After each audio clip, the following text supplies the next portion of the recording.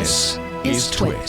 So I woke up one morning and checked my notifications on my phone, and it said, "You've received a direct message on Twitter from Satan." I thought, that's a little weirder than the notifications I wake up to most mornings, but not that much weirder. I figured it was spam or something. Turns out it was a real person.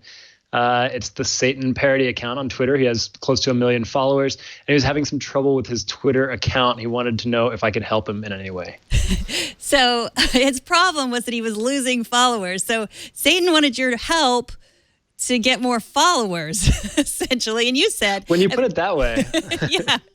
So at first you were kind of like, that's not what I do. I'm a tech reporter. I report on people's problems. I don't fix them. But then you decided to help anyway. Yeah, I actually got intrigued by what was going on, because it seemed like he was being affected by something I wrote about a year ago. And it's one of Twitter's more misunderstood safety and security features. This is a feature where they use automated software to hide certain accounts in the replies to a tweet, and also to hide them in search results.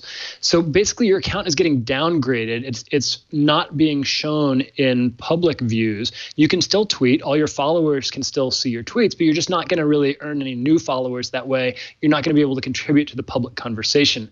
The thinking behind this is a way that Twitter can kind of keep trolls out of sight without having to actually manually go in and catch them breaking some rule explicitly. It can just look at accounts where their behavior or other people's interactions with them suggest that they are spammy, or that they are off topic or rude or vulgar or whatever. And then, without having to have any human review it, their software can just make those accounts less visible to everybody. And it looked like that's what was happening to Satan. And I was curious to figure out why.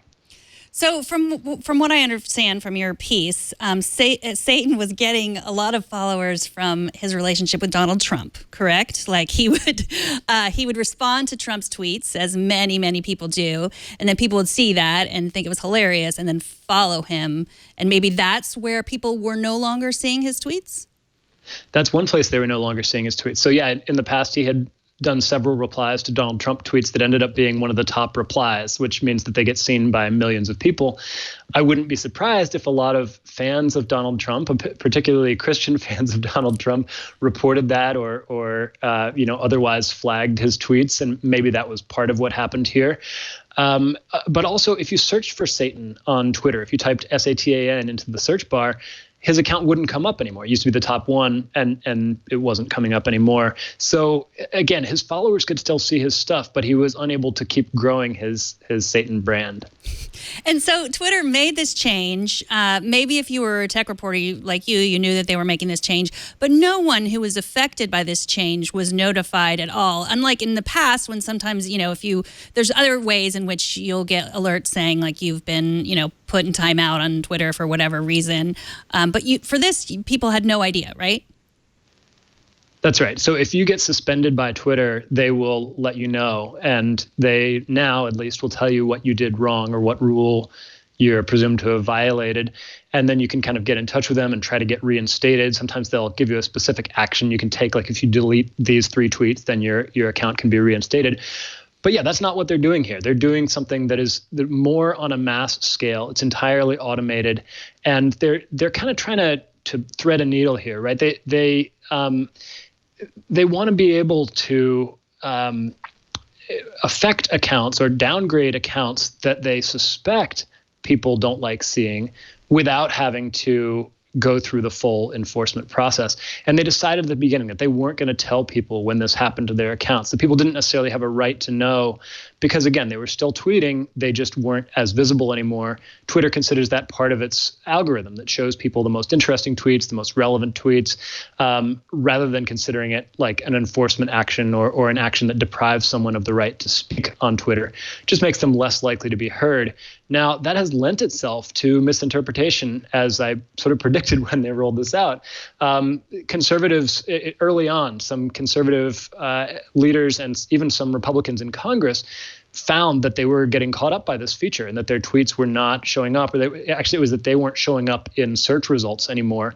Twitter said that was a mistake and a bug, and they fixed it, but not before conservatives had decided that this was a shadow ban and that it was biased against conservatives. And since then, there have been congressional hearings. Apparently, it was a topic when Donald Trump met with Jack Dorsey. So they've made a lot of enemies with this feature that's come to be known as a shadow ban, even though it isn't quite technically a shadow ban as we've previously known it.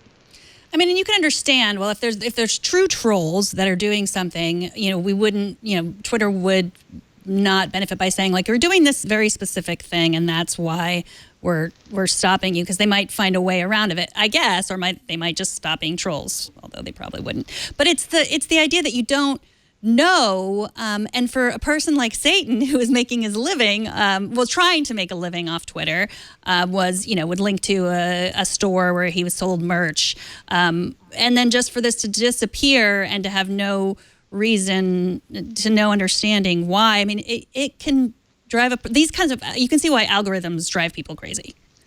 Yeah, I mean, it just feels like he has no control over it. And not only that, but he tried to tweet at Twitter. He tweeted at Jack. He tweeted at Del Harvey, who's their VP of Trust and Safety. He tweeted at Support, which is their customer support account. He tweeted at the ads account. He did everything he could to think of to get in touch with somebody at Twitter to figure out why this was happening and how he could fix it. Nobody got back to him. And still, even since my story, he says that nobody has gotten back to him or reached out to him. So, yeah, your account is getting affected by Twitter's algorithm, and there's no, you're not given a heads up. There's no recourse. There's literally nothing you can do about it. And so it does understandably make somebody feel helpless, and even made me feel a little bit of sympathy for the devil in this case. And so Twitter did respond to you in one way, and Satan had not always owned this account, or owned it and sold it and bought it back, or there was some transferring of accounts, and Twitter said maybe that has to do with why he was being muted or something. Yeah, and that gets at one of the troubles with transparency on Twitter and other social platforms, is that the platforms don't like to talk publicly about an individual account. And that's partly for privacy reasons, or reasons of sort of a power disparity between the company and any individual user. But they kind of hinted to me, without saying as much, that maybe it was because some other account, they had managed to link to this account that as being owned by the same person, and that one had gotten in trouble somehow or run afoul of Twitter's rules. And so the Satan account was being affected as well. But that wasn't sort of a definitive answer. They still haven't told Satan himself, who's, by the way, a 26-year-old British lad who works in a shop. That's the person behind the Satan account. So they didn't tell him about it, and that was just sort of the best hint I could get from them as to why this might be the case. He did admit that he had gotten that account from somebody else years ago. He thinks it would be a little strange if something that happened 6 or 8 years ago was just affecting his account now, but that's a possibility. And again, I'm not going to rule out the possibility that Satan didn't do something very wrong that we just don't know about, or that I don't know about. But Twitter couldn't point me to anything in particular that he had done wrong or that violated its rules. And so at the heart of this story is this kind of idea, where you're talking about conservatives saying there's the shadow bans and this idea of free speech that we hear all the time. But one thing that you talk about in your article is free speech versus free reach. Talk a little bit about that. Yeah, so this program by Twitter, I mean, I'm giving it a hard time here because I think there are flaws with it, but there's also a really understandable rationale behind it, I think. So an idea that has sort of gained currency among critics of social platforms recently is this idea of free speech but not free reach. Renee DiResta, who's testified before Congress on this kind of stuff, is one of the people who's championed this idea. And the thought is, look, all right, you have people who are saying hateful stuff or bigoted stuff or potentially dangerous stuff on social platforms that a lot of people don't want to see. At the same time, you don't necessarily want to be in the business of denying people the right to speak unless you really, unless it's really egregious or unless there's a clear rules violation. So what if there are ways that these social platforms can make sure their algorithms aren't amplifying these people, right? Like, still give them the chance to speak, still give them the chance to reach the people who have chosen to follow them, but make sure that your algorithm doesn't broadcast them to people who don't want that type of stuff in their feeds. You could see this being applied to someone like Alex Jones. You could see it being applied to all sorts of folks who may indeed have the right to speak, but who a lot of people just don't want to hear, and a lot of what they say might be really offensive to people who aren't already in their camp or haven't chosen to seek that out. So just to be clear, if someone has a problem with Twitter, they should contact you first, right? And did you want to give your phone number? Thank you for that opportunity, Megan.